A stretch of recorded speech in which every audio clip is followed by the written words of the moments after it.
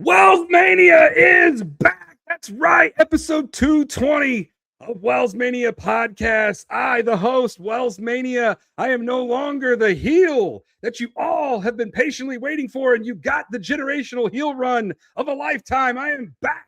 The real WellsMania is back. That's right. This is a face turn heading into SummerSlam. Where have we seen that before? Oh, I don't know. Cena, paying homage to my boy, the GOAT. You know, I am still the greatest wrestling content creator of all time. And I love paying homage to the GOAT, John Cena, who we will never forget about. I don't know why John keeps saying that y'all are going to forget about me. No, John, WellsMania, I will never forget about you. Plus, you know my son, Theodore Caden Wells. You still have to meet my son in person, and my son still has to meet you in person. So that will be down the road. But this right here is episode 220 of WellsMania Podcast. And I just wanted to say thank you to everybody out there who actually supported the heel run. I had so many people saying, man, we really like seeing this side of WellsMania. But just know that side of WellsMania is still there. It's Roadhouse. I'm nice until it's time to not be nice. But I wanted to kick off this episode. I do have some special guests waiting in Gorilla to run wild with me. But before I get to them, I do have a mega announcement to share with all of you. And it's something that is real. This is as real gets. Unfortunately, I am having distal bicep surgery later this week, which means I will be out. I will be out for the foreseeable future, which means WellsMania Podcast will be on a hiatus until I fully have function back in my right arm. I guess it just depends on how I feel on the road to 100%. But I know that people that I've been talking to that have had this surgery, they say that it's a process getting back that full strength in your arm. So that's my number one priority, always is family and my health. So just wanted to kick this off by saying thank you all so much for supporting me. I need your support more than ever going into this surgery, which also means I'm officially retiring from basketball. That's right. I turn 40 next month. And you would have thought, oh, WellsMania, you did this in the wrestling ring. No, I did it on the hardwood. That basketball league that I just recently wrapped up, that's where I tore my distal bicep, which is the elbow bicep in that area. That's where I've got the tear. Still have function in my arm, but my goodness, I got that Popeye. I don't know if you guys can see it or not, but it's my bicep is like deflating. So I definitely want to get that fixed because we all know WellsMania's got the guns, baby. But right now I got one gun in the holster. But yeah, I just want to say thank you guys so much for all your support. I'm officially retiring from playing in basketball leagues.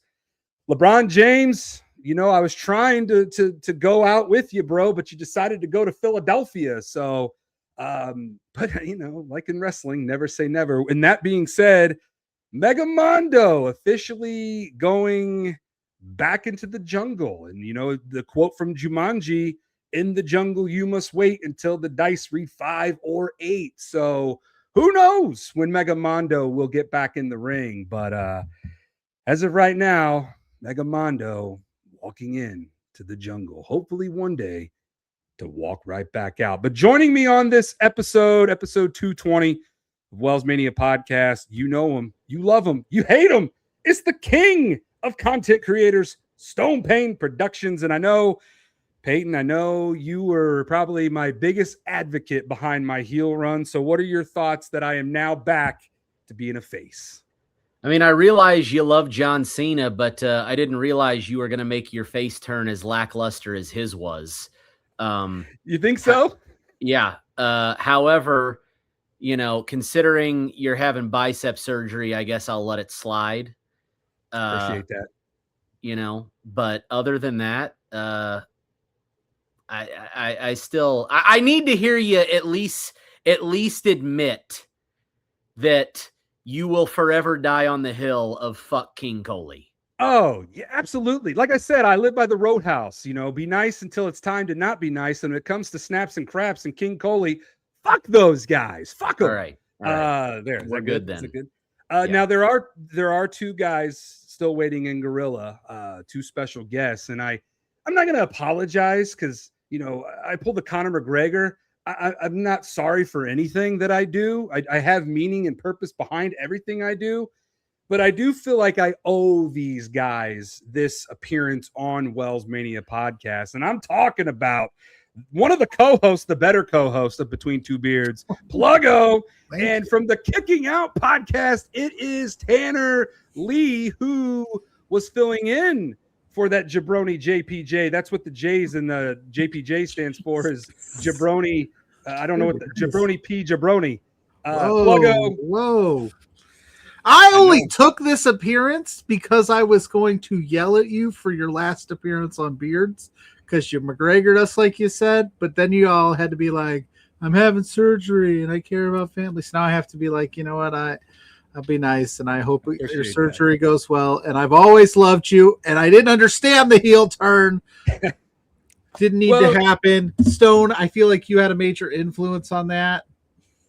It was kind of like Owen Hart, enough is enough and it's time for a change. And I just got to that point where I was so fucking tired of people bitching and complaining and just, being a Sami Zayn. It's like, don't be a Sami Zayn. Like, why are y'all out here being a Sami Zayn? That will get you nowhere. It'll get you a 9-day title reign and then you're forgotten for the rest of your life.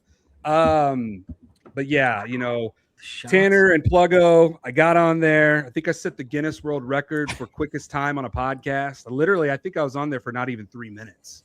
Like Rosie and Jamal couldn't even come get me. I wasn't there for 3 minutes. No, you weren't. I mean, I remember just talking to Pluggo. I'm like, as Hoosiers and as Midwesterners, we're supposed to have this Midwestern hospitality feel, and you just ran in, ran out. I'm like, that wasn't very. We were literally talking about the Midwest goodbye and how you say you're leaving, and then 45 minutes you're still there, and then you say you're leaving. Not WellsMania. Not WellsMania. And Tanner just happened to be filling in because JPJ was on assignment at Collision that night, covering Collision for OldBodySlam.net over there, and you just Tanner was speechless. You made fun of his facial hair, and Tanner, you do have a nice goatee over there. Okay? Thank you. I don't have the beard like you were, Pluggo, but thank you. Stone, we need to get you a beard, brother. Physically, it's not possible, so it's not going to happen. Oh, okay. Every once in a while, Peyton lets that 5 o'clock shadow run wild, and then he ends up, going back to being a baby face over there. But yeah, like I said, I apologize to absolutely nobody. I pulled the Conor McGregor there. When you're a heel, you do heel things, and I turned heel on Peyton on June 1st. And Peyton and I embraced it with the finger poke of doom. It was all a ruse. Hell yeah. My favorite match of the year.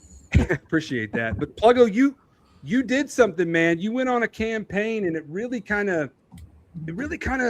opened my eyes that there are people actually out there who do miss the face version of WellsMania.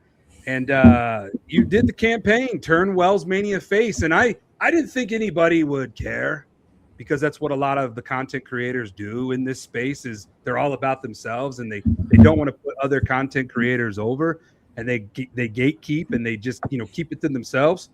But surprisingly, Tanner was one that was turn WellsMania face. Aiden Chong, turn WellsMania face. Wheezy Blonde, Mini Portable, Chris Van Vliet. I mean, some heavy hitters came out of the woodworks and they were blowing me up saying, dude, the heel run is great. It's awesome.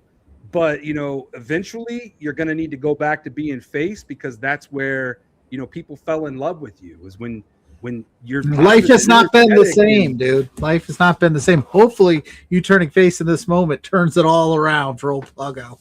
Well, it's kind of crazy too, because I had another buddy reach out to me. He said, ever since you turned face or heel, WWE has just gone down. It's like declined even more. Like we need you were that one constant that always kept WWE up here. But ever since I turned, heel, WWE, I guess, has been going down here. And there's one person to blame for that, Sami fucking Zayn. Stop putting Sami Zayn in championship matches and we're good. So the Sami Zayn shade is harsh, man. Dude, I do not like him. I do not like him. He can go saint. He can go over to AEW for all I care. And speaking of AEW, Tanner, I did go back and I did realize, I said something, I kind of backtracked. You've never been on the WellsMania podcast. I have not. I was taking shots at you because I've never been on the Kicking Out podcast. It's true. So I was like, you know what? I'm gonna have Tanner on WellsMania. So then that way I can eventually make my debut, like you're making your debut right here. I can make my debut and shoot the shit about AEW. Why the hell not? Bring an outsider in to talk about AEW. When I was coming on tonight, I text Pluggo. I'm like, I feel like I'm coming into enemy territory. Yeah, you are. I was happy to be on, brother. So. No, and I was like, who the hell's texting me? Who is this? Well, love you, brother. Hat though, on the other hand, trash. I wore it just for you, Pluggo. I know you did. Mm-hmm. But I'm glad you guys are here, and we are just days away from SummerSlam, Minneapolis, Minnesota. And due to my injury, I will not be able to travel. I will be, hopefully, I'll be able to stay awake long enough to watch SummerSlam. The meds might kick in, and I might just doze right off. Who knows? But Peyton, you and Pluggo, you guys are going to Minneapolis. As a matter of fact, Pluggo, I saw the really cool news that you got WWE media credentials over there. Congratulations, brother. I did. They still let me into those things. So shout out to them for that. I'm embarking on, I was talking about it today with somebody, the biggest trip I've ever taken solo. So we'll see how it goes. I won't have JPJ, with better me. off without him. Hey now. JPJ's a great dude. It's good to be my brother. He went to Redemption without me last week and killed it. So my turn, I guess, for the beards. So yeah, I'll be there Thursday to Monday. I'll probably leave early Monday and get home. But yeah, we're going to see what we're going to get ourselves into in Minneapolis. I've never been, so we'll see how it goes. I'm jealous, man, because Minneapolis has always been a place where I've always wanted to go. Wrestling ties there with the first ever Nitro taking place in the Mall of America. So you definitely got to go create some content at the Mall of America. You and Stone Payne should definitely. What's he doing here? Yeah, I would love to go to the mall. It's gonna be an interesting weekend to say the least. Yeah, what you got your eye on there, Stone? Outside of obviously the SummerSlam. Outside of SummerSlam, I guess one of the biggest things is I was invited to go to the I don't know if you heard of it, the Wrestle Lit SummerSlam after party.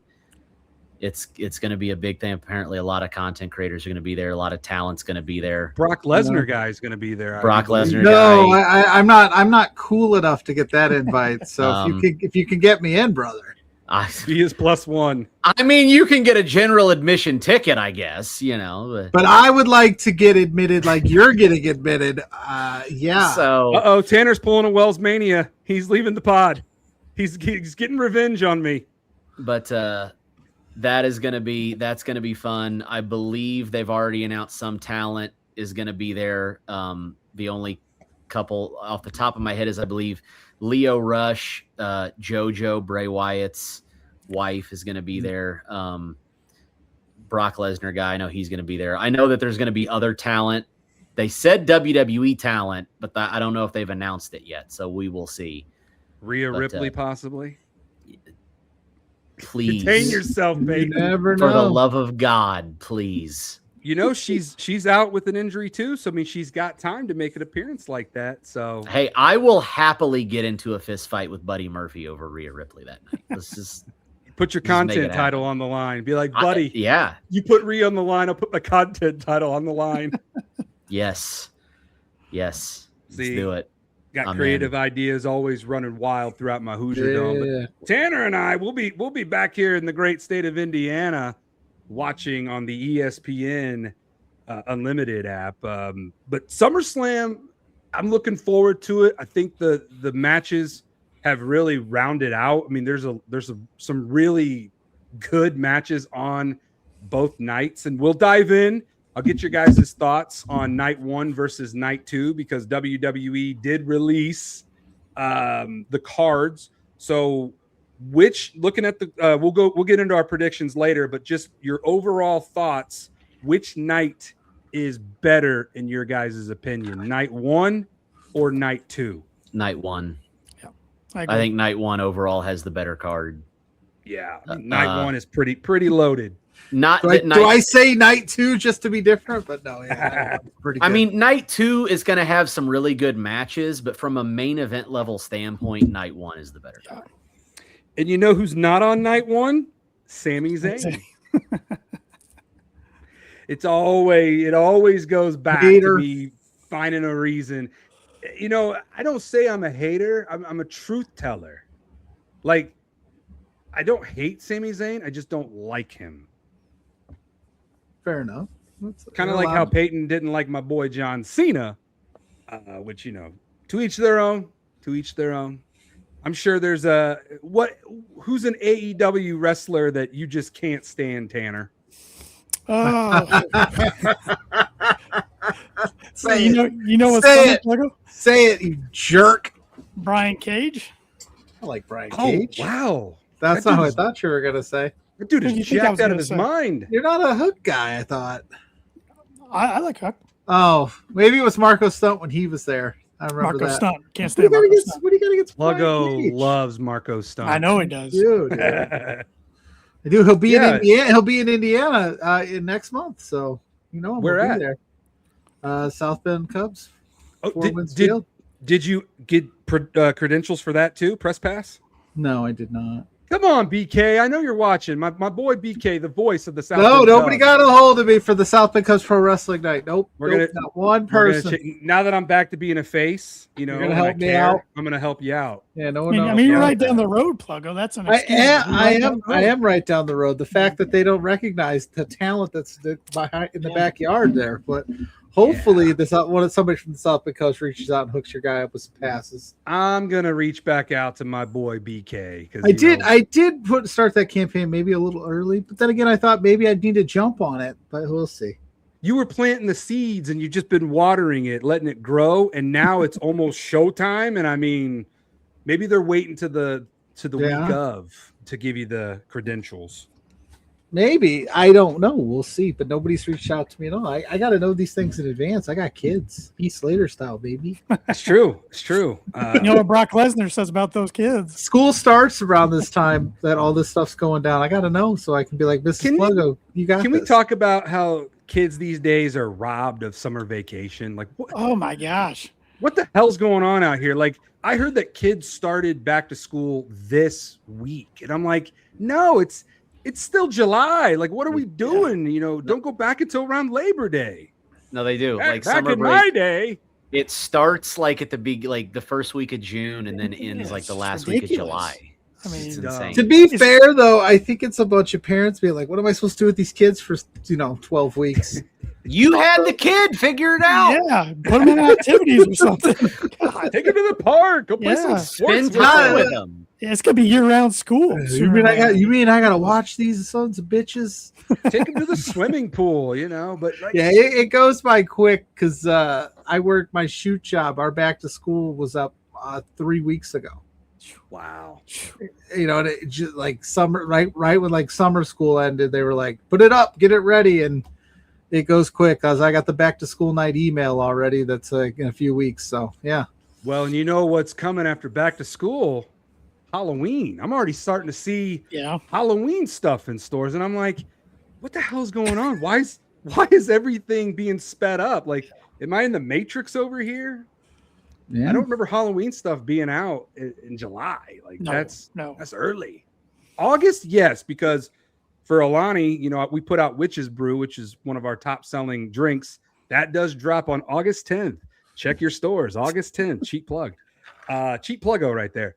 But yeah, I guess when my son gets older, we'll see. But as of right now, I'm just like, I hate that kids are being robbed of a true summer vacation. They'll never know how good that we had it back in the day. Yeah. Well, in the state one up north from us, Michigan, they don't go back till after Labor Day. See, and that's, I don't really like, doing things that Michigan does. I agree with you. But that right there, I can get on board with. Yeah. Labor Day was always man. nice, but it is what it is. Yeah. Yeah. To be fair, Wells, back in the day, the SummerSlam was also a late August edition. Where did it's the beginning of August all of a sudden. And it was one night. And it was one night. Yeah. It probably still could just be one night. Yeah. Let's be honest. Back in my day, the SummerSlam was one night, and it was around my birthday because my birthday is August 29th. Yeah, Turned 40 this year, which is crazy. SummerSlam and I are old. We've been around for a long time. Do you guys all have a favorite SummerSlam? Ooh.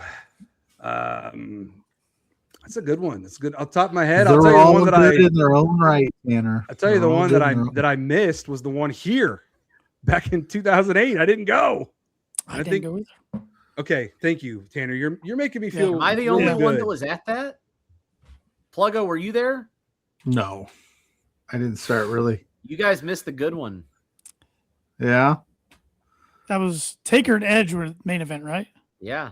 That was also a really positive night for me because it was the night John Cena broke his neck. Oh, against Batista. I don't want to talk about what 2008 Pluggo was doing probably during that time. I know it wasn't this. So I don't even know if it was on my radar like that back in the day. I was a sophomore in high school, I think.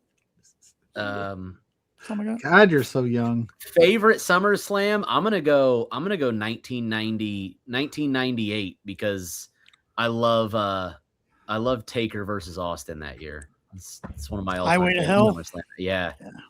It's an underrated one. That is. I don't have a favorite one. I don't know. They're fun. They're fun.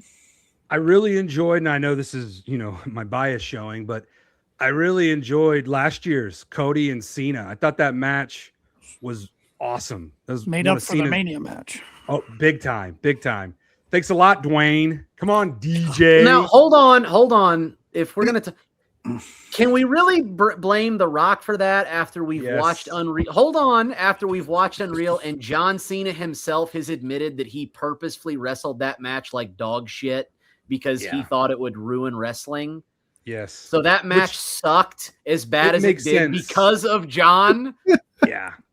Well, yes. John purposely, and John always tells us what he's going to do. He literally always lays it out. I'm going to ruin wrestling. And that's what he did in his 17th world title match. That match was awful. I was there to watch it live. And you're sitting there and you're waiting. Here comes Travis Scott. Okay. 17 minutes later, he's in the ring. Yeah, finally. Yeah, 17 minutes. Like, that makes me think, was it John's idea? Be like, Travis, take 20 minutes to get to the ring. We 100%. Need to piss these people off. 100% was John's idea. But milk it for all it's worth, brother. And you're for all we know, John was the one that told The Rock to not show up. I was just about to say, John's probably like, I'm trying to ruin wrestling over here. Don't even show up to WrestleMania. I know there's merch in the store, but nah, you're not coming. And it worked. It worked because I was telling my wife because we're sitting there and I'm like, where the fuck's The Rock? like where's Dwayne? Never showed up. I'm pretty sure he was there too. I think he was in Vegas. He just wasn't involved. But yeah, that's probably my favorite match is Cena versus. Although I'm old school too. I really love Bret Hart versus Mr. Perfect back in the 90s. That was a banger of a SummerSlam match. And I also like Bret versus Owen, the cage match. That was a great one. Wasn't this the triplet with the Edge, Christian, Hardy, Dudley Boys? Wasn't that on SummerSlam? The TLC match, the first one. Yeah. That was a good one too. Their WrestleMania one was great. The SummerSlam one was great too. I'm more of a match over what year I actually like. I'll have to, you know what, Tanner, I'm going to do some research. I'm going to get back to you. All right. Give you a better answer. That's when you have them on the Kicking Out podcast. Yeah. I will reveal my answer on the Kicking Out podcast whenever I'm cleared to go back to podcasting, I guess. There we go. We'll make it happen. But we do have both nights revealed ahead of time, which I like that WWE does that because it kind of gives us an idea okay, going into night, if you're going there, it gives you an idea. Okay, where's my bathroom break at? And we all know the night 2 bathroom break match is Sami Zayn. So, oh, don't do Finn like that. Come on now. No, I tweeted this out. I am rooting so hard for Finn Balor to just absolutely destroy Sami Zayn and become the number 1 contender. So there's an early prediction when we get there. But let's start with night 1 of SummerSlam. In no particular order, although we do know the main event is Punk versus Cody. So let's start things off with probably the match that'll open it up, because if he ain't last, he's definitely first. And that is Obafemi versus Brock Lesnar in a Hell in a Cell match, the rubber match. And who wants to kick us off here with their predictions on this one? I'll go. This I think is probably the match that's the most hyped match of the entire weekend. I think everybody wants to see this match more than anything else the whole weekend. And I really hope it delivers. I hope it's not one of those Hell in a Cell matches that we look back on and be like, oh, they could have done so much more than that. I want it to be a war. I want them to destroy the cage. I want them on top of the cage. Because when you imagine these two in the cell, you imagine absolute carnage. Like, I want like the wall of the cage to come down. I want it just to be a hellscape at the end of this thing. Both men need to be bleeding, and by the end of it, Obafemi needs to come out the winner. That's just the only outcome that makes sense. Brock needs to put over Oba in this moment. Yeah. Yeah, it can't go any other way. And I know that everybody was like, Oba's going to face Brock in Hell in the Cell and retire Brock Lesnar. Brock has not mentioned retirement one goddamn time. Nope. So how we got here is questionable. We can question it all we want. We can talk about it. I've talked about it at length. I think we all have, about how we got to this match. But if we look at it in a vacuum, it's probably been the best built match on the card, the most hyped, like you said. So, and I think everybody and their mother is like, we want Obafemi's hand raised at the end of this thing. Brock can do, his retirement, somewhere else down the line. Let's do it. It's got to be Oba. They don't get cute. Don't get cute. Just that's all I'm saying, because Oba has, I was doing research today. SummerSlam Takeover. The only 2 people that have sold out of their ops is Obafemi and Liv Morgan. That's how crazy over that guy is. A lot. Wow. Yeah. Do it. Yeah, it's got to be Oba. I mean, you can tell where they see this guy's career going. He gave up his title shot, or at least put it on hold for this match. Hell in the Cell. I'm with Stone. Do something memorable. Do something crazy we haven't seen in a Hell in the Cell match. I'm also with Pluggo. I don't think this is Brock's going to be his last match. Earlier this year, I did. I thought Minneapolis made sense. He went to college at the University of Minnesota.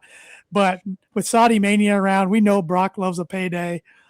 I think he shows up there. So, but yeah, it's got to be Oba. It's got to be Oba. Don't overthink it. Have a memorable match. I agree. Oba definitely is going to win this one. I still will not do the Oba strut. I refuse to do the Oba strut. Now, my wife, we were watching Unreal. My wife's over there in the seat doing it.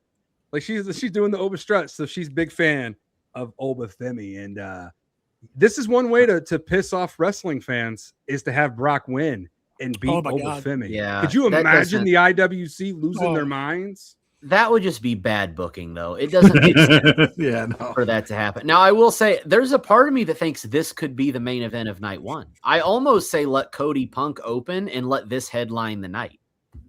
If Brock's not first, he'll be last. So vice versa. Yeah. The dude does not like wrestling in between. Yeah. This shouldn't be a rubber match, in my opinion. So let's not have Brock go over here. Let's just submit. Are they still doing where the first 2 matches are free on regular ESPN? Are they doing so? Probably, but I've not seen that announced and advertised, but I would imagine so. Yeah, Because if so, yeah, I could. ESPN's like, yeah, we want Lesnar on first. Yeah. And Lesnar just wants to get in and get out of there, dude. He's Sure. like, get in, get out, let me get back to the wilderness. Yeah, go back home to Sable. And I don't even think he wants to get back home to Sable. He's supposed to get back out to the woods, whatever he likes to do, Mr. Mountain Man. Sure. I mean, he's a hockey dad now too. Yeah. I'd go back to home to Sable if I was Brock. I'm just saying. Hopefully my wife's not watching this. That takes us to a singles match for the women's world title.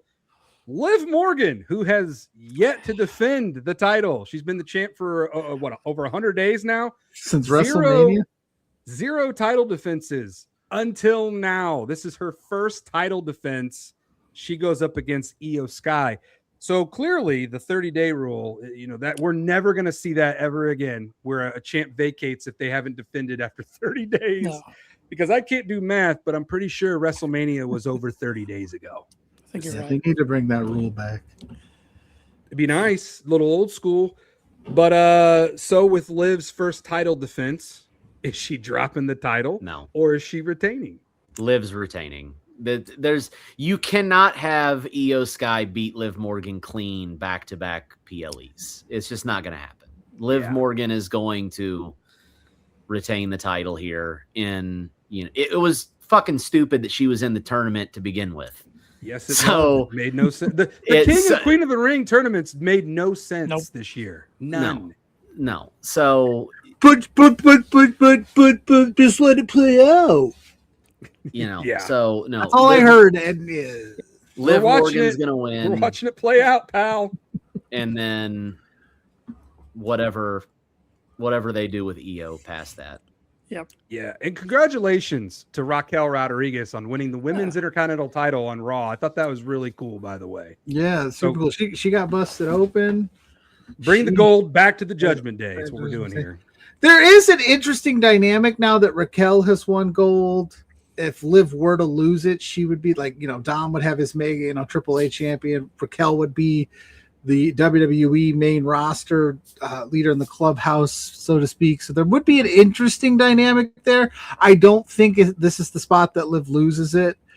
She's, whether you like her or not, she's killing it in this heel role. I would like to see more title defense. It would be crazy that she didn't defend the title for 100+ days. No, that can't happen again. You know what I mean? Lost it the first time she defended it. So I think there's a way that if they want to keep the Io stuff going, that they could. But this Io build with Liv hasn't been the greatest. It's kind of like Liv just interferes in matches, and then Io comes out, and then you're just sitting there like, we want a little bit more of it. So maybe there's more to tell. I don't know. I'm gonna go with Liv, but I'm not super confident about it because I know how much they love Io too. Yeah. Yeah, they do love Io, but I think, you said earlier, Oba and Livs are the only two to sell out their photo op so far, and it's her first title defense. I just don't see her dropping in her first title defense, and then have her defend it more often. I don't care who it is. I hate 100 days in between title defenses in any promotion with any title. I just think that's inexcusable. Find somebody, even if it's a squash match. I don't care. Just get some title defenses in. But. Yeah, I like when the champions, were fighting champions and they defended the title and took on. Now, Liv is a heel, so I understand. I'm a heel. I don't want to. I don't care. I do things my way. Whatever. Coming off the generational heel run that I was just on, I understand that. I get that. But I agree with you guys. I think Liv does retain here, and like Tanner said, just take that momentum and start defending that title. You don't have to do it here and there. Just do it, once in 100 days. Yeah, I guess. But another match we have on the card is a 6-man tag team match. LA Knight. Yeah.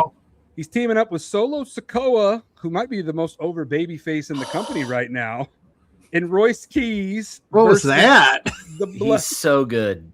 Versus the Bloodline. So, Peyton, your thoughts on Solo Sikoa? My man Solo Dolo Sikoa is the best face in the entire company right now. When you watch him, think about this for a second, because this popped in my head on Raw this week. I was like, this is straight up The Rock from 1999. Like, people's champion Rock with the fucking chops, like that is what he is. He's the modern version of that, and it works perfectly because obviously they're cousins, they're related, and he's just so good at it. So I mean, I think the Bloodline wins this match. I think that the heels win because I just don't see Jacob Fatu losing here.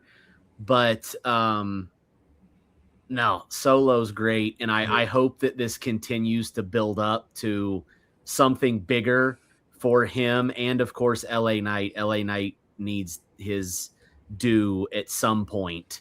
Where that happens, I don't know, but I think this is actually going to be a really fun match. But I think the Bloodline win. Yeah, I'm with you there too. I think that it's cool to see Hobbs get a SummerSlam match. I think that's awesome. Whoa. Royce Keys. Royce Keys. Sorry. I wouldn't even make that My mistake. bad. Listen, I love me some Powerhouse Hobbs. Easy Cruise Montana. Let's go. It's still going to take me some time. That's going to take me forever. Listen, I understand why they do it, but it's going to take me forever. It takes me. I still call. It's bad. I'm not great at that. Listen, shut up, Wells. I'll leave this podcast quicker than you love beards. I still think that there's the baby faces. They're not exactly all coherent. Like Solo kind of teased joining back with the family. I hope he doesn't. LA Knight doesn't absolutely. The friend of my friend is my enemy. Whatever that saying is, I don't know those either catchphrases, but I think that's it. That's close. But LA Knight was still kind of apprehensive about joining with Solo anyway. But he's like, we're going to beat up the Bloodline, so maybe there'll be some miscues there. Bloodline is going to stay strong. I think they're going to have themselves an interesting SummerSlam. They're going to have a strong SummerSlam. The Bloodline. Yeah, we're all in agreement again. I think the Bloodline win, but I think it's going to be a fun match. And I'm with you, Pluggo. I like to see Royce Keys. Powerhouse Hobbs. Featured in a big SummerSlam match. Didn't he debut as Powerhouse? Well, he flashed up. The bricks broke down. Yeah. It was Kool-Aid Man that, okay? Okay. Royce Keys. Sorry, guys. I'm not perfect. It's okay. You don't have to be, Pluggo. I love you just as much as you love me. But I agree. I agree with all of you. I think the Bloodline is going to get the win here. I think Jacob Fatu is probably going to pin LA Knight. I think that makes the most sense for LA Knight to eat the pin because of how over Solo is as a face. And Royce Keys, man, he doesn't need to. It sucks that he's losing because I would like Royce Keys to get featured in more prominent roles as he goes on through the rest of the year. But at least he's getting a SummerSlam match. So it's a good start for old Royce Keys. We got a 6-woman tag team match on the card. The Bella Twins, welcome back, Nikki Bella. They are teaming up with Paige versus Fatal Influence. What do you see here, Peyton? This Fatal Influence is winning. This is the easiest you match. Think so? Yes, this is the easy. You cannot have Fatal Influence lose this match. Nobody gives a shit about the Bellas. Whoa! Paige Mack loves Hall of Famers. Paige has been irrelevant since her return at WrestleMania. Fatal Influence is the future of the division. They are the tag champs. They need this win. So Fatal Influence takes it. You're not wrong. They're going to take it. But the Bella Twins are people care. Stone. Nobody fucking cares about the Bellas. People care about the Garcia twins. I'm a Nikki Bella guy. Nikki and I, we've always really had good interactions with each other. Pluggo is a big fan. Now, can Mrs. Pluggo do the Bella twirl better than I can do it? Yeah. I've done it on the pod before in the past. Even if she can't do it better than you, she does it better than you, brother. Yeah. Well put. Good answer. What about you, Tanner? Yeah, I'm going with Fatal Influence. I could see there being tension between Nikki Bella and Paige here. If not here, it's coming soon. So yeah. Since I just went with the heels to win the men's 6-man tag, I'm going to be the different one here. I'm going to go with the faces to win the women's 6-woman tag. Nikki's back from injury. They just lost the tag team titles, Paige and Brie. I think a feel-good moment is in order here for Paige and the Bellas. So that's who I'm That's who I'm running with is the faces. I'm back to being a face, so I usually tend to lean towards the faces winning. But that takes us to a match that I think we're all really looking forward to. He's making his WWE debut. I'm talking about Nick Aldis versus Gunther. About time. About damn time. This is the match I'm looking forward to, other than Hell in a Cell, the most of the entire weekend. I am so excited to see Nick Aldis get in the ring. And I mean, Gunther can give a 5-star match to a mop. So, I mean, this is true. And I really think that Nick Aldis, knowing his style and how he wrestles, is going to mesh so well with Gunther because they're both old school styles of wrestlers. So I think people are going to be shocked at how good this match is. I do think Gunther wins because it's Gunther. You can never count Gunther out. I mean, at this point, I think it's safe to assume if you bet against Gunther, you're probably going to lose. So my question is this going to be a one and done for Nick? Is this another career for the career killer to collect? Or do we do more with him after this? I hope we see more. I mean, the dude's younger than Seth Rollins. People forget that. I mean, he's just because he's taken 2, 3, 4 years off in the ring. But I mean, man, if people aren't familiar with his NWA run, he can go. In his TNA stuff, he can go. And like you said, Stone, these two are going to mesh so well in the ring. I do think Gunther wins. I mean, you don't hype him up and retire John Cena and AJ Styles and then lose here. But I'm right there with you. This is one of my more anticipated matches of the weekend. I'm just glad it's finally happening. I've been waiting for all this to get in the ring. I'm like, what are they waiting for? This is a good way to do it. Yeah, because Aldis has teased with Cody in the past that we Right. might see Cody versus Drew. Aldis. I thought he was going to come Drew. back against Drew. Yeah. But now we are finally, like you said, after all this time that Nick has been in WWE, is he the oldest person to make a debut in WWE? He's 39, right? He's either 38 or 39. Yeah, he's up there. So that's a great question. I might have to do some research on that. Yeah, We need to find a statistician to do some research on that. Where's my Tony Reale? I look back very fondly on the Nick Aldis Camille partnership in NWA. I thought that was great. It sucks that Nick Aldis is going to lose here, but he can steal the show though. He could absolutely steal the show, and I hope that this spirals into more Nick Aldis matches. Like I hope they just go, you're part of the roster now, and we get a Nick Aldis run because I think that'd be awesome. I think he's going to surprise a lot of people that have not seen him wrestle or remember him wrestling. I think it's going to be a good time, but Gunther's ultimately going to get that win. I don't think you booked that match for him to lose. I have a great idea. I'm going to pitch this. So Triple H, the game. I know you watch WellsMania Podcast. Thank you. Trips always takes. Peyton and I, we literally have seen our ideas unfold on WWE television. So we know that somebody in WWE watches WellsMania Podcast because all of a sudden, bam, holy shit, I said that on the pod. There it is. Either I'm that great, which we all know I am. But I'm just like, there's some of these things aren't a coincidence. So here's my idea. You heard it here first. Gunther does beat Nick Aldis, but Nick is not getting retired because Nick's going to prove that he still has plenty left in the tank. We might even get Gunther retiring Nick somewhere down the road, like, the rematch, whenever that is. John Cena becomes the new general manager of SmackDown. Why the hell not? Interesting. Because Nick Aldis is currently not the general manager of SmackDown. You can't be the general manager and wrestle. That's a rule, apparently. So why not have John be the general manager of SmackDown? Because he's got to make movies. That's why. I'm just saying. But he's you heard it here first. John Cena Classic together. Yes, yeah. And no better way to put the John Cena Classic than being the GM of SmackDown, being there every Friday night, seeing all the superstars firsthand. It would draw some eyes to SmackDown. John Cena Classic going. So, yes, my Cena bias is always showing. I always want to involve John in some shape, way, or form. And since he will never wrestle ever again, why not have him be the GM? Just saying. But that takes us to the main event of night one of SummerSlam.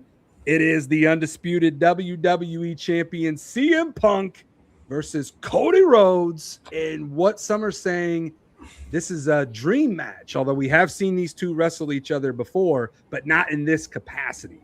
I mean, we got two of the top faces in the company going one-on-one.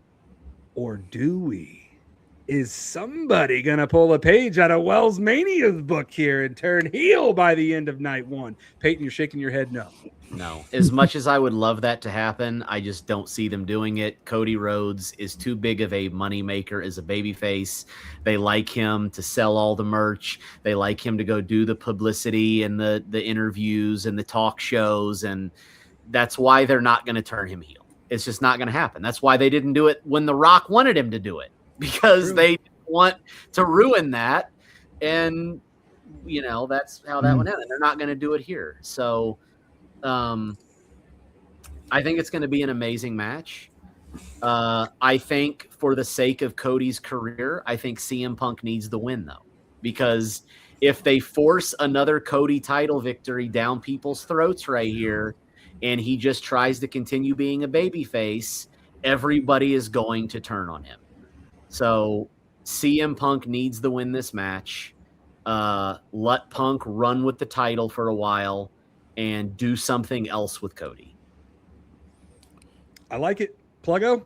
Yeah, we haven't seen Randy Orton in a while. Maybe he comes back, gets some revenge. But yeah, you're right, Pete. They can't force another Cody, because they're already starting to hear the murmurs of like, oh, we're kind of sick of this. And CM Punk is a masterful heel, so if you wanted to do it, you could. Right now, they're kind of playing the whole like, we're buddies, it's going to be fun. Yeah. So I'm interested to see how it plays out in the ring if they continue that this Friday, if there's no like accelerator, so to speak. But yeah, I think CM Punk wins. So obviously, that's my guy, CM Punk. But I don't know. They tried the Punk heel run in the Reign stuff, and people kind of cheered it. So I don't know if even Punk going heel. I don't know if it matters in this scenario. Nobody's gonna boo CM Punk. Yeah, right. I don't think it matters. Loved that he's the modern day Stone Cold Steve Austin is what Punk is. Yeah. Like, you want to boo him, but you can't. You love him too much to boo him. What about you, Tanner? What do you think? Yeah, as you can see behind me, I'm a big Cody Rhodes guy. He's on my Mount Rushmore all-time favorites. But I think CM Punk wins this match, and I want CM Punk to win this match because, like you guys said, even though I'm a big Cody guy, I was getting tired of Champion Cody. He was getting stale for me. I like Cody better when he's chasing. And to what Stone said, I would like to see Cody do something totally different and not even chase the title for a little bit. Give me some stories, some angles, some different character work with him that doesn't even involve the title, even if it's just for like 6 months or so. Just something to freshen him up a little bit. I would love for him to turn heel, but I think he's too much of a merch mover, and too much of a money cow for them to do that. I would love it. I think eventually someday they will, but I don't think the time is now. So I agree. I think Punk wins. The time is now, baby. Huge. Now you said it. It's because Cody's old school too, right? Like he's not going to turn heel and then do all of the. He's going to play it up. So plus, when he does it, it'll be huge. Yeah. Club WWE, with that being a thing now, I mean, Cody's going to be the face of Club WWE, and you need a good guy. Roman's weird, because he's very Cena-esque. You either like him or you don't like him, but you can't really trot him out there as the face of like the good guy of the company. Well, that's where Cody comes in. Roman's hit that like Undertaker status where he's beyond babyface or heel. He's just mega star that shows up and he could literally come out there and punt kick a baby into the crowd and people would cheer it. People would go for once. They'd be like, you see how far Roman kicked the baby? That was awesome. I mean, that was my baby. I was so excited. He's hit that point where like few people put over Roman. Yeah. Few people in history hit that level of just absolute godlike. godlike. I mean, you get The Undertaker, Stone Cold, The Rock, John Cena, and you Hogan. can throw probably Roman Reigns on that list. So, it's hard to say that he's the face. He's in another tier. Yeah. But I agree with you guys. I think Punk retains here. It's going to be a banger of a match. I think these two are really going to put on a great way to end night one to get us hyped for night two. I've really been enjoying this season of Unreal. I know Pluggo and Tanner, you guys wanted to talk to me about Unreal on that episode of Between Two Beards. So I'll give you the answer that I didn't give you then. I've really been enjoying Unreal. And something that I don't know who said it, but if Cody wins, it's like they're shoving it down our throats. Him just chasing it, just racking up the title reigns to get closer to Cena's 17. To me, that's kind of what it feels like they would do. It's like, oh, they're just putting the title back on so Cody can get closer to 17. But Cody, I think that would be 5. Would that be 5? 4. And with his age. Yeah. You don't got to worry about him breaking that record. Okay, because I'm curious, like He goes on a generational run over the next. The only one that would the only one I think you have to be worried about would be Randy Orton, but he still has to win it. Like, would you bet on Cody hitting double digits? Would he have? Yes. Will he get to 10? I think so. In the next 5 years, Cody will have won the title another 6 times. He'll get a couple wins in there where he wins it, and then like someone cashes a Money in the Bank on him the same night. Like, he'll big heel pop type stuff. Okay. Yeah. But that does take us to night 2 of SummerSlam. We're going to kick off with the match that I'm really looking forward to, and it's Intercontinental Champion Penta versus Chad Gable. And I'm going to go ahead and give you my prediction. We are going to have a new Intercontinental Champion here. If you are not, behind Chad Gable and the story that he's been telling, you're an idiot, because Chad Gable has been giving us what Chad Gable does. He gives us underrated gold, but this time it's been right there in front of our face and you can't deny it. So the best way to reward Chad Gable, and it's kind of crazy this is coming out of my mouth, to give him his first singles title in WWE. He's never won a singles title. So finally, he will become an Intercontinental Champion. I love you, Penta, Cero Miedo, but your time is up. Chad Gable's time is now. This match is the epitome of long-term booking. It is the perfect way to end this story. All roads have led to this moment. The entire El Grande Americano luchador story started with Penta because Penta's debut was with Chad Gable, and that's what sent Gable on this spiral to hate luchadors and all of this stuff. And then we got the El Grande storyline. We all saw how that ended. It was one of the greatest things I think anyone's ever witnessed in wrestling. Yeah, and now the match of the year. Yeah. And now it culminates at SummerSlam back to where it started, with Penta again for the IC title, which is the belt that Gable's been chasing his entire career. This match has to end with Gable winning the Intercontinental Championship. You have to have Gable win the IC title here. And if they do it right and they let them wrestle and cook like we know they can, this could be one of the biggest IC title victories since like the Bulldog won the title. Wow, old school. Yeah, that's what this moment could be. Yeah. This is another match where it's like there's no real baby face or heel scenario. I would have liked maybe they played up Penta's maybe like, I don't quite trust you still, but he kind of forgave him early on. And I know we're on the Chad Gable redemption arc. So I'm interested to see how it plays out, but this has got to be Chad Gable, right? We don't do all of the stuff we just talked about. And this is your way to go to the people that didn't like the El Grande storyline to go, look at this. This is what we did. And it ties it all together and it makes it all worth it. And Chad Gable in Minneapolis, in his hometown, possibly, I can't remember, is going to get his hand raised. And I think the place is going to go crazy. Oh, yeah.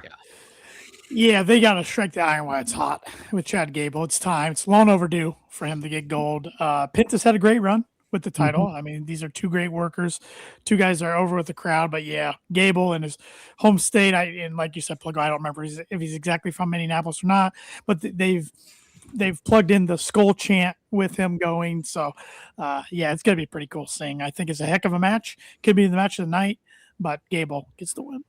Chad Gable, Minneapolis, Minnesota's own. There we go. I looked that up myself there. There we go. Clean sweep. We all have Chad Gable becoming the new Intercontinental Champion. Long overdue. Congratulations to Chad Gable. That takes us to another championship match. I'm a little torn between this one, so I'm kind of curious to see where your guys are on this one. United States Champion Trick Williams versus Baron Corbin. Baron Corbin back in the WWE. I mean, what do you do here with this? Because Trick Williams might be one of the most over superstars on their roster, but yet Baron Corbin just came back, and it's like, whose momentum is getting halted in Minneapolis, Minnesota? Baron Corbin's. Yeah. Baron Corbin came back to be a jobber again. That's What? all. You think so? A jobber? Yes. They hired him back with Sheamus's contract money just to have an opponent for Trick Williams. Okay, Damn. that's what this is. Trick Williams is going to win. Baron Corbin's going to eat a clean loss, and then he's going to go back to catering for the next 8 months till his contract Catering. Damn. So Don't disrespect my boy. Disrespect my boy Baron Corbin. Like tell me I'm wrong. In the words of CM Punk, tell me when I'm telling lies. Pluggo? I don't think he's going to win here, but I don't think he's going to end up in catering in 6 months. But I think Trick Williams is on this run right now. I think you got to keep that going. He is one of the most over people in the company. The only way I could see them taking it off of him is there's got to be some interference of some type. I know that everybody's pissed that Carmelo's not on the card here, but I think he'll make his presence felt. And unless Carmelo wants to turn on Trick and all their history and align with Baron, who turned on him, which I don't think is going to happen. So it's got to be Trick Williams, baby. Whoop that Trick. I love you, Baron Corbin. I'm sorry. You know that we're boys. Yeah, here's a little fun fact. I'm on a slow pitch men's softball league, and one of my teammates, his brother-in-law, designed Baron Corbin's shirt on WWEshop.com. And he told me that was the second design. The first one they sent in had skulls on it, and the WWE said no, only Triple H and Stone Cold merch have skulls. Wow. So that's interesting. So I guess Baron Corbin ain't on their level, is he? Not quite. But I agree. I don't think it's time for Trick Williams to drop the title yet. His brand new fur title, as I call it, a title that would probably make Harley Race roll over in his grave. But yeah, I don't see Baron Corbin winning this. And I was surprised that's how they put him back in the mix when he returned. I didn't see him sliding in there during that Carmelo Trick match, but that's why they got the pencil and I don't, I guess. You could always make Carmelo in this match. It could turn into a triple threat match if they really wanted to listen, because I've been seeing it all over Twitter. I mean, people are furious that Carmelo Hayes is not getting the opportunity. Yeah. It's the thing is, like, when I talked, because Pluggo, you and I got to interview Carmelo Hayes at the Royal Rumble press junket here in Indianapolis. That dude just has so much aura, so much personality. He's got charisma at his ass. Yeah. He's just, I don't feel like he's being fully used to his full potential. Because I even told him this, I said, you kind of remind, don't let this go to your head, but you kind of remind me of a young Rock. Like, you kind of have that. That is the potential that you have. Is you just kind of remind me of a young DJ, but clearly Triple H doesn't think he does. And yeah, nobody but I and Stone Cold have skulls on our merch. Yeah. There is still SmackDown on Friday, so they could do some things there to shake the card up, but I'm not sure if, like you said, they believe in Mello as much as the IWC does. We do, yeah. But I do think you guys bring up a great point about Baron Corbin. He was brought back to put over talent, and Trick Williams is going to retain, beating Baron Corbin. But Peyton, I don't see Baron Corbin being in catering for 8 months or whatever you said. We'll remember this conversation in 8 months. You'll remember this conversation. We've all forgotten about it. And you guys will be like, that guy still works there? And I'll be like, yeah, he's the catering king. You know who should be in catering for the next 8 months? Sami Zayn. And we're going to a singles match to determine the number one contender for the undisputed WWE title. Sami Zayn versus Finn Balor. I'm going to keep it short and sweet. Finn Balor beats Sami fucking Zayn. Fuck you, Sami Zayn. Fuck you. Sorry. Well, sorry, not sorry. Fuck you, I Sami don't Zayn. agree with you. I don't agree with you on your hatred for Sami Zayn. I think Sami Zayn is a great talent. And I think Sami wins this match with the help of Johnny Gargano. I think this is finally where they got to do something with Johnny Gargano. I think there's a reason that that Sami has been having interactions with Johnny the last like 3 to 4 months. And I think now's the time where you got to get Johnny off of whatever crate he's lying on back there and use him for what he is. And that's one of the best in-ring workers in the world. I think that he helped Sami Zayn beat Finn Balor here. Put those two together as this underutilized and underappreciated talents there. Well, and you would think that I would gravitate towards that because once upon a time, before I became the GOAT, I was underrated. So you would think that I would gravitate towards underrated superstars, but Sami Zayn's not even underrated. He just fucking sucks. Now Johnny, I can get behind Johnny. I think his Guinness World Record of longest time planking is coming to an end. I agree with that, Peyton. Get Johnny back to wrestling. Can I get Johnny wrestling instead of Johnny planking? Oh, Johnny Planking's pretty cool. Did I just invent that? Coining it, cool. WellsMania, Johnny Planking, put it on a shirt. Cool. It's gotta be Finn Balor deserves it too, but it's probably because you could run back Balor and Punk.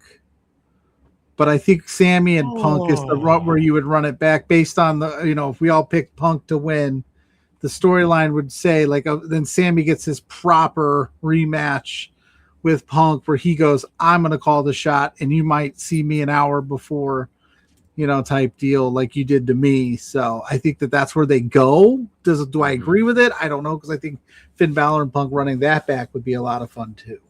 Yeah. I hope Finn wins. I like Finn a lot. I still want to see that guy get world gold sometime. I still hate that. At a really good SummerSlam against Rollins a decade ago. It's hard to believe that, the whole thing with the shoulder, and he's never got big time gold again. But I think Sami wins it. I think there's too much story there with how he lost at the Punk. He cut that social media exclusive backstage. I think it writes itself. But I love Stone's idea of getting Johnny Gargano involved, and I think they got to do something with him because you don't have CM Punk have a segment with CM Punk look at him like, "What are you doing?" type of thing. Go be Johnny Wrestling without having to plan for him. So, I love that.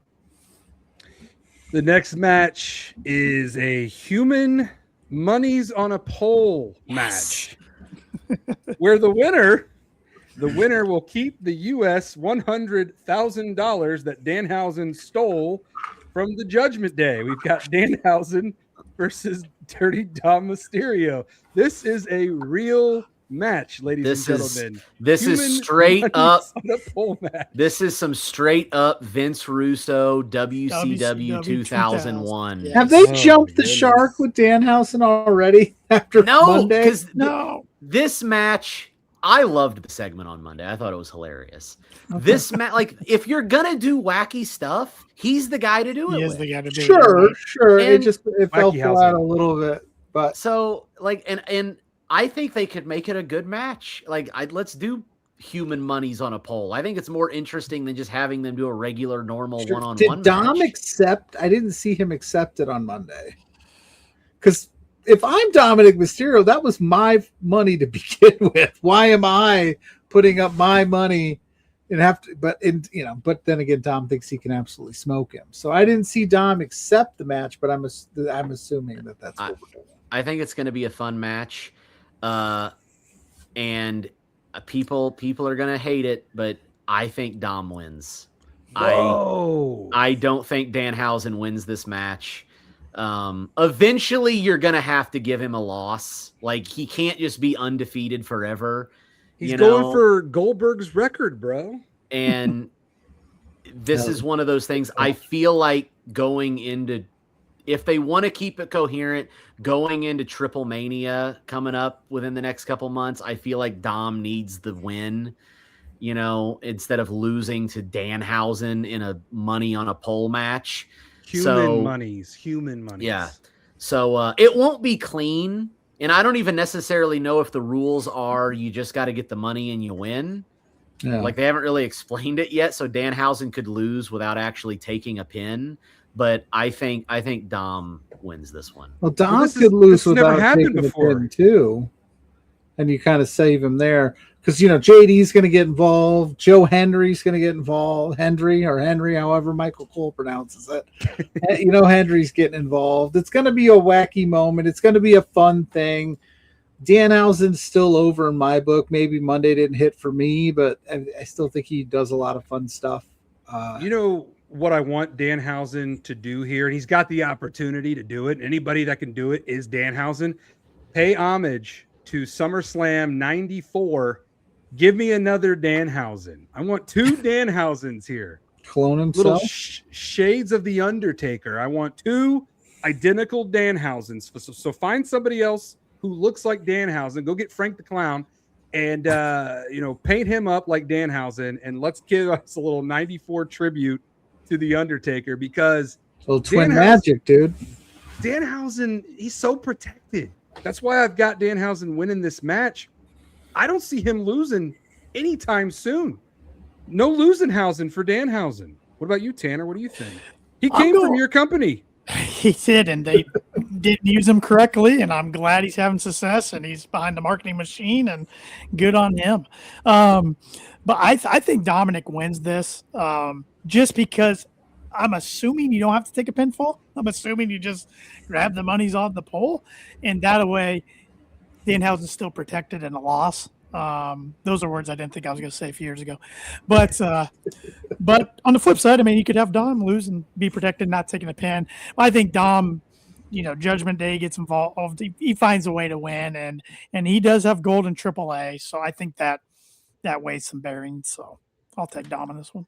It's going to be fun. And because people blow me up all the time, WellsMania, defend this. How do you explain this? And I always tell them, you have to have characters like this to break up the seriousness of the serious matches, like Roman versus Seth. That's a serious match. So you need some comedy. You need some humor. Tale as old as time. It goes all the way back in the day. Comedy in wrestling has always, gobbledygooker, for crying out loud. Come on now. It's funny. It's almost like these people that say that stuff didn't watch the Attitude Era. Because 90% of the Attitude Era was goofy shit. Oh, yeah. Yeah. Real quick about the Attitude Era. I got to get your guys' opinion. How are we feeling about the big Val Bolsky? Oh, my God. How are we feeling about Val Venus? Whatever the hell that was the other night. Yeah, you remember that James Harden meme? That sums it up. Pluggo answered it really well right there. That was I'm good on that. That was a rough watch. Oh my Lord. Yeah, that was a rough watch. I didn't think I'd see that on my 2026 bingo card, but I remember Val Venus when he had hair and he had an actual body to show off. And that's the Val Venus that I remember and want to remember. Whatever we saw the other night. Oh my God. I don't know what the hell he's trying. Dude, are you hurting that bad for money that you need to come out of retirement and do that? Your legacy's already tarnished. We already know that. 100%. But dude, that just really puts you in the ground. Yeah, that was one of those things. I'm like, I could have went all day without seeing that. But yeah. Hello, no, goodbye. Get the fuck off my screen. But anyways, that takes us to a 5-way ladder match for the interim WWE Women's title, because unfortunately, Peyton's woman, Rhea Ripley, had to let it go due to her injury. But she didn't have to let it go. It's interim. She still got it. Yeah, interim. She's gonna come back. They're gonna have a champion versus champion match. They've already She's not gonna have it for much longer because we will have a new champion after night 2 of SummerSlam. Maybe Rhea Ripley will show up out of nowhere and climb up the ladder and grab it. It's been a ruse. But we've got Tiffany Stratton versus Jade Cargill versus Chelsea Green versus Charlotte Flair versus Julia or Lash Legend. We still don't know who the 5th woman will be. You know, I'm a little disappointed that Blake Monroe is not. She hasn't even had a match yet. She has not arrived yet. I mean, she might be pulling a Veer Mahan. Like, is she going for the longest build up to a debut? Like, where the hell's Blake Monroe? But I do think we see her. I do think we see her here. I think she's going to cost Tiffany Stratton this match. Tiffy Time's going to climb up there. And there's where Blake Monroe screws over Tiffy and tips the ladder over. You know who I'm having winning this? Peyton's going to hate it. I'm going with my girl, Charlotte Flair, friend of the WellsMania podcast. Woo! 15-time champion incoming. Charlotte Flair is your new WWE Women's Champion. That'll be as bad as the fucking 9th Terminator movie they've made. And it fits her perfectly because that's what she is a walking cyborg. Is there really that many Terminator movies? Look, there's only one option for me in this match, and that's Chelsea Green.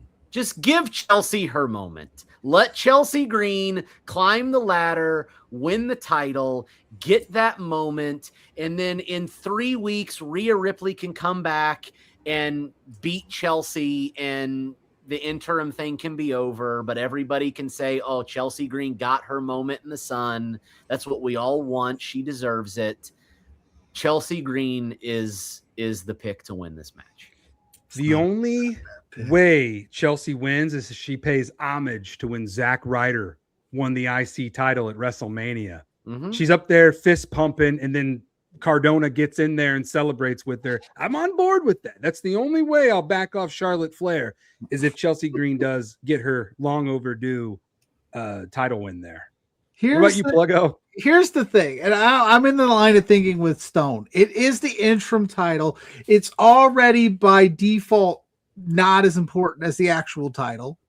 It's an opportunity to just try something new for 3 weeks, a month, whatever it may be. You've got the new alliance with Tiffany and Chelsea. So could you imagine this like frenemies thing that they're kind of vibing? Chelsea throws a wrench into that friendship by becoming the interim world champion at the hands of Tiffany. That'd be wild. There's an opportunity here to do something now, whether it's Julia or Lash in the spot. I don't know if one of them wins it, but I don't hate Chelsea Green as an option. They might play it safe. We've seen Rhea and Jade. We haven't seen Rhea and Charlotte proper since WrestleMania. Yeah. So those are the two. It's either Chelsea or Charlotte, but I'm saying, like you said, I'm with Peyton. Throw the Stone Payne, whatever your name is. You're with the right choice. I'm with the right choice. Give it to Chelsea Green. She would have the most fun with it for the whatever time it may be. And even if you wanted to even take it a step further and have Chelsea like roll up Rhea on the first, catch her sleeping or something. There's something you could do here that could be a lot of fun, and it would be different than what you're used to doing. And everybody wants to see it. Yes, I'm in. Let's go. This side of the screen is killing it right now. Well, Tanner, let's see if you join that side of the screen or if do it, Tanner. Right Don't be a Boilermaker. Ooh, you went there, Pluggo. Tanner is a big dog, okay? He's a big dog over there. So while I would like to see Chelsea win, and I think that would be a great future figure for Cardona's figure room, sure. I do think Charlotte Flair is going to win this. Yeah, left side of the screen's the best side of the screen, in the baby. State where her dad's originally from, Minnesota. Woo! I'm not saying I want it. I would rather Chelsea Green win, but I do think Charlotte wins, sets up Charlotte and Rhea once again. What's that line from Remember the Titans? Left side, wrong side? Yeah. I think it was left side. We're on the right side of history right here. But you know what, though? Charlotte's had the thing 48 times. She's good. 14. Same thing. And I think some of her title reigns didn't even count. Like some of her wins aren't even counted towards her. Would this one count since it's interim? I think it's a Flair thing because aren't some of Ric Flair's titles not counted either? I don't know. To be fair, Ric Flair he don't remember much, so he's probably like, yeah, it was 38. I don't know. Sure. But I think one thing we all can agree on is if Chelsea Green does win, none of us will be disappointed. I think that'll really be a cool moment if she does win. I know watching Unreal, my wife loves Chelsea Green. I think she relates to Chelsea Green a lot because I'm like the Cardona and she's the Chelsea Green. But Chelsea Green did say something, I'd rather my husband collect toys and action figures than going out to the bars, drinking and collecting women. Yeah. That was a banger of a line right there. I thought that was really cool. But that takes us to the main event of SummerSlam, not just night one. This is the main event of the entire show. And this is personal. These two, no strangers to one another, one of the greatest rivalries in pro wrestling history. And, us here in Indiana, we are really tied to these two superstars because we saw them debut, we saw them break up, we saw them reunite. I'm talking about World Heavyweight Champion Roman Reigns, acknowledge me, versus Seth Rollins. First of all, how excited are you guys for this match? I'm stoked. I like you said, it ties with us here in Indy. Like this rivalry was birthed in Indy, and it's going to end, with not in Indy, but being there for it is going to be amazing. A 15-year storyline. And it's going to be an incredible match. We already know that the match is going to be amazing. The story they're going to tell is going to be amazing. And I feel like the finish is predictable, but I feel like this is one of those matches where predictable is okay because we all know how the story should end. And that is Roman Reigns finally needs to beat Seth Rollins. That's the ending of the storyline. Seth cannot just beat Roman forever. Roman finally needs to have that moment, and it needs to be very specific. You gotta finally let Roman hit Rollins in the back with the chair, just like Rollins has done. Yes, just like Rollins has done to Roman so many times before. You got to give Roman that moment. Follow it up with a spear. 1, 2, 3. Roman finally gets that off of his back. I got a future world champ right here. This is nice to meet you. Say, Tanner, this is my son, Theo. Pluggo, I think you've seen Theo before. Peyton's definitely been on when Theo's made little cameos. He's almost 9 months, and this dude is almost walking. So it's only a matter of time before you're in the WWE. Yeah. You want to cut a promo? Right here, right now? We're live, pal. Yeah. Oh, he's taking after his mom. My son says the same thing. He's like, I want to talk. And then he gets on the camera. He goes, I don't know. All right, go back to mama, okay? Dude. Can you say dada? He's been saying dada, so he's like, I gotta get off this camera, bro. Yeah. Who are these people? But I do like that, Peyton. I do like that a lot. I think that Roman needs to prove that he can overcome something that he's had trouble with in the past, and that is beat Seth Rollins. What about you guys, Pluggo and Tanner? You want to go? You want me to go? You want to go? What do you want to do? You want to go? Go, Tanner. Why don't you go ahead? Yeah, I can't add too much more than what Stone said. Yeah, I got Roman Reigns in this one. He's got to beat Seth Rollins. It's going to be a heck of a match, but tie up this rivalry once and for all. It's not Roman's time to lose. I think he holds it until 2027. So, Tanner, I got to ask you, since you're the AEW expert, that is going to be your official role here on the WellsMania podcast. You are now officially my AEW expert. That's scary. Gotta ask. Will Jon Moxley ever come back to WWE? Will we ever see that in him getting involved with Roman and Seth? Are we going to have one final Shield reunion? You can never say never in pro wrestling, but I'm going to say no to that one. Okay. I think with the character work he's doing right now and his style and everything and bleeding all over the place. I think he's staying in AEW. He loves that shit. I just had to ask because I keep seeing all the rumors. Yeah, I know it. Moxley's coming back to WWE. I should have asked him when I saw him last week. Come on, Pluggo. Yeah. No, yeah, I didn't. You might get a reunion when the Shield goes in the Hall of Fame 20 years from now. Yeah, I agree with that. I agree with that. Yeah, Roman I was actually wrestling 20 years from now. I was actually watching some like Dean Ambrose stuff because my son every once in a while likes me to throw on just random wrestling, and I threw on some random. I can't remember. It was just on Netflix, and I was like, "Oh yeah, I can't." He was not having fun back then, but I think he enjoys what he's doing right now. Gets the creative freedom to do what he wants, but he's not in the shadow of Roman and Seth. Yeah, and he's doing good stuff over at AEW, but this is a 50. I was there when the Shield debuted at the Survivor Series. I actually was there, and at the time I wasn't as ingrained into all of the wrestling that I am now, so I had no idea who those dudes were. When you're there live, it was just three guys that just jumped the barricade, and you're like, what the hell? What's this going on? So, and I've liked that they haven't leaned super duper heavy on all the Shield talk. They did do the promo package this past week, but they like the story they've been telling in the ring has been just two guys at the top of their game. I want it. I'm going to beat you. You can't beat me. I think it's super dope. I'm excited for all of it.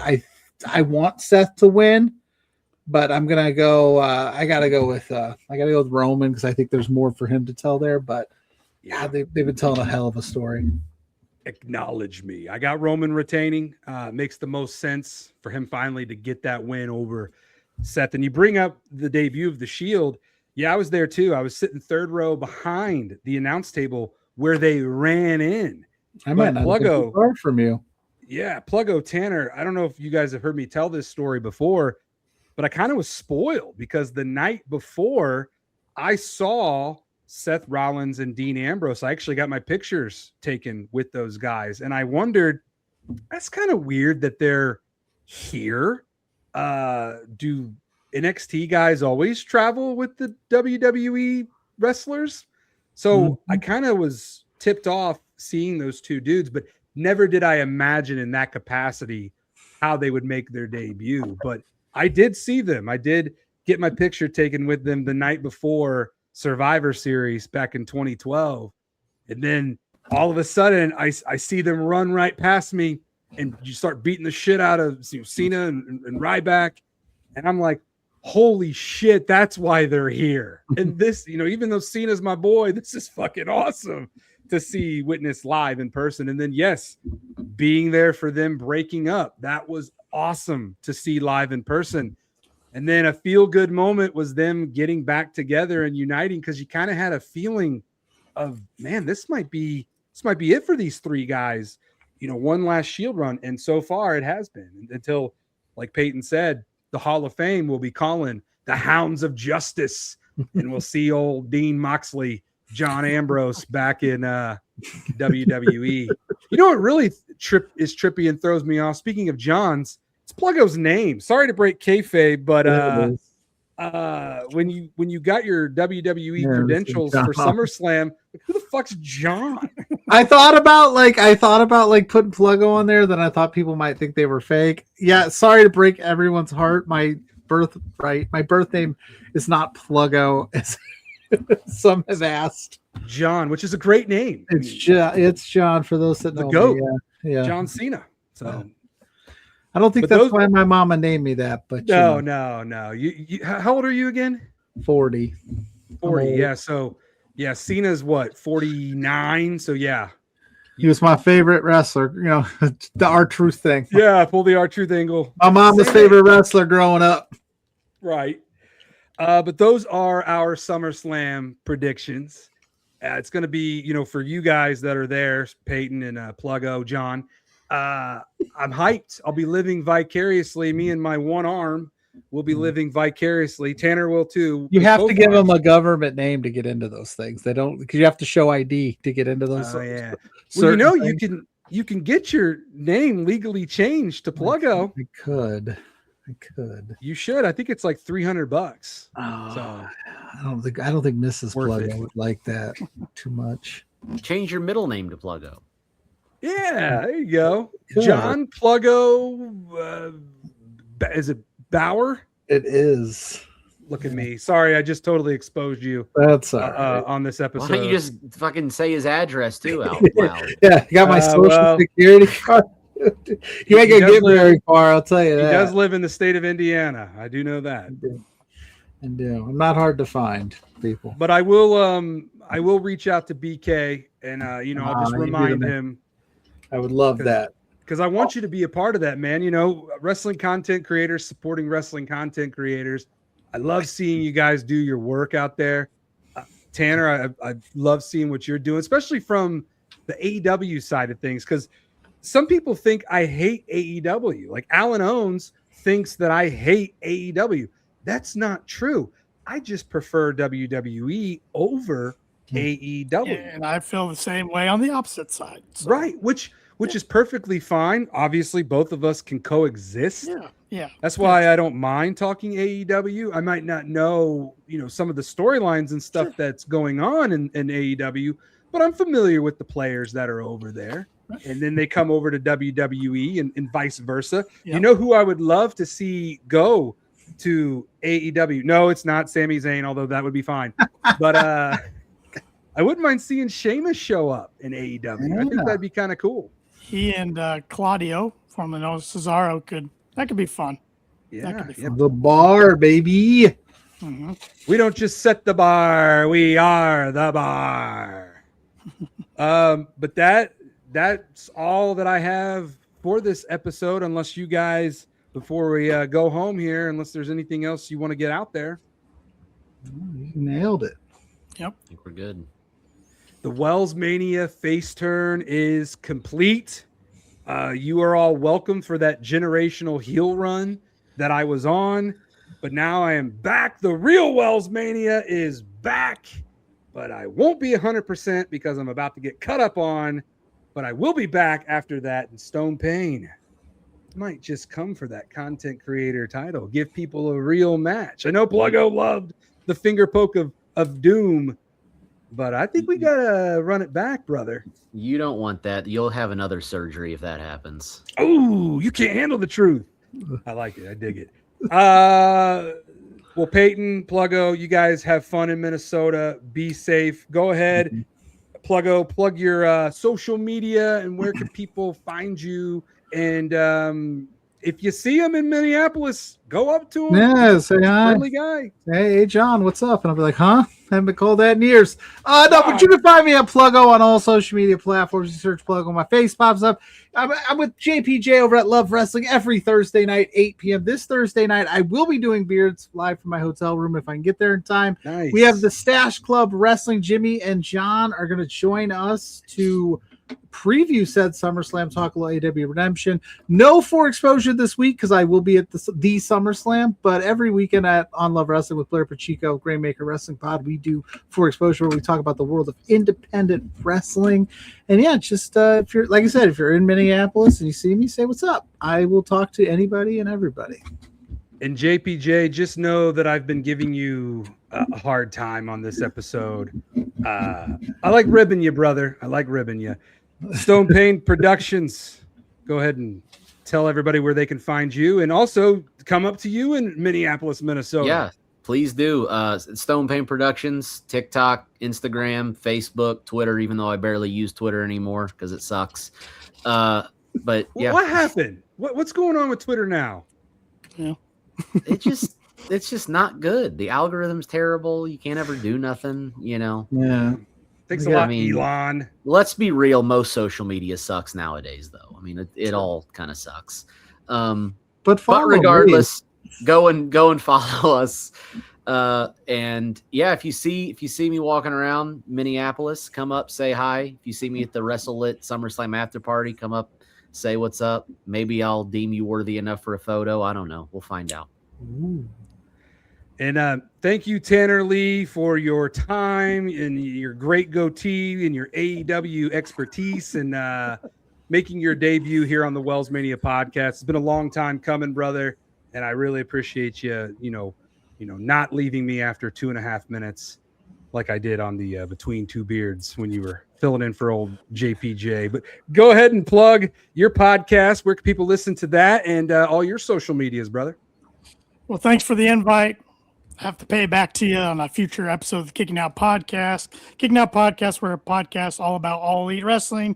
You can find us on all audio platforms, all social media at Kicking Out Pod. We're usually going live on Facebook and YouTube at 8:30 p.m. Eastern Standard Time on Sunday nights. And if you want to follow me on Twitter and Instagram, it's at TannerLee92. I'm talking wrestling. I'm talking Denver Broncos football, Purdue football, basketball. I'm usually complaining about something. So give me a follow. Tanner, real quick, I know Peyton doesn't, but do you play fantasy football? I do. Okay, I'm going to go ahead and kick Alan Owens out of the league because he has not come back. Pluggo can attest to this because Pluggo is in the Royal Fumble. Let me hold on a second here. Check this out. Are you ready for this? This is probably like one of the last times I can hold it, but this is what it's all about. Shout out to Trophy Smack. Coming Trophy on with Smack me. Yeah, right. It ain't going nowhere. Trophy Smack and WellsMania, we got a collaboration, and they sent me this 8-pound blinged out World Fantasy Football Championship title. The winner of this season's Royal Fumble Wrestling Content Creator Fantasy Football League will win this championship title. Last year, Aiden Achong won. Peyton's arch nemesis, Aiden Achong. He's the defending champion, but it doesn't matter because, well, big blinged out Goldie here is going to be joining my Cena spinner belts on the wall. But Pluggo, you are in the league, and Tanner, I am cordially inviting you to take the 10th and final spot since you are a wrestling content creator who actually cares. I've given Alan Owens plenty of opportunities to commit to the league, and all he ever wants to do is, I'm not playing unless Aiden Achong. Alan, shut the hell up, okay? I don't care what your little justification is. You're out of the league, Alan, and Tanner Lee is now in the league. Count me in. Appreciate it. Perfect. Well, thank you guys so much for running wild on this last episode of WellsMania Podcast for the foreseeable future. Like I said, my mega announcement was I'm having surgery on my bicep. I'm going to be out for a while. I'll try my best to still make TikTok videos, but my number one goal is to have a successful surgery, successful rehab and road to recovery, and then getting back in the wrestling ring whenever that might be. It might be a few years from now. Who knows? But never say never in this business. Stone Payne, Pluggo, Tanner Lee, thank you guys so much. Enjoy SummerSlam. Thank you to all of you out there for running wild on episode 220 of WellsMania Podcast. Doesn't it feel good to have Face WellsMania back? That's right. Yes. Go buy the merch, brainbustertees.com. Book me on Cameo. Go buy my merch. I'm going to need all the support on my downtime. So I really appreciate you guys for stepping up and helping me out, keeping me sane on the road to recovery. Hell, I haven't even had my surgery yet, and I'm already prepping my mind for what is to come. But until next episode, whenever that is, stay positive, take care, run wild, and dominate the day. Enjoy the SummerSlam.